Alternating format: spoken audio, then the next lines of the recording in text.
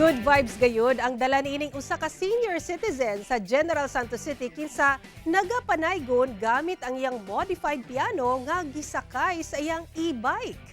Ato siyang ilailahon sa report ni Efren Mamak.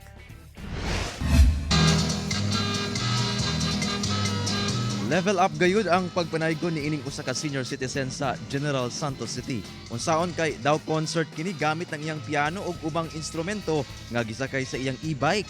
Gani nasaksihan kini sa GMA Regional TV1 Mindanao yang nagpatukar siya sa usa ka kan-anan sa Barangay Lagaw, General Santos City.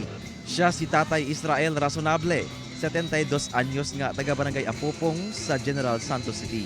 Matud niya, ang iyang gamit sa pagpanaygon modified ra. Sama nining piano nga napalit daw niya og barato sa auction sa usa ka pawn shop sa kantidad nga 4,000 pesos. Samtang ang battery ginarentahan niya og 500 pesos ang bulan. Estilo niya aron dunay guide, duna siya'y pre-recorded music nga ginasabayan niya og tukar sa piano. Aron kusog-kusog ang tingog, gi-connecta niya kini sa usa ka speaker. Kung tigaan ko mayo, kung dili, okay lang, libre lang ako gyapon magtugtog. Dugang ni Tatay Israel, halos 5 kadekada na siyang nagatukar og piano. Apan ang pagpanaygon gamit ni ini, nagsugod niya atong 2006. Ginasakay niya ang piano sa iyang sikad ug mulibo sa syudad aron manaygon. Kumalay kong piano.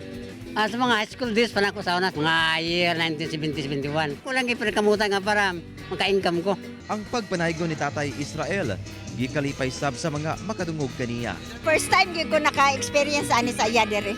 Nalipay ko kay wapon pud ang tugtog. Nang hinaot si Tatay Israel nga pinaagi sa iyang pagpanaygon, mahimo siyang instrumento aron makadalit og kalipay sa kada tao o pamilya karong Kapaskuhan. Sagaran akong nabserba na enjoy sila. 95% malipay sila.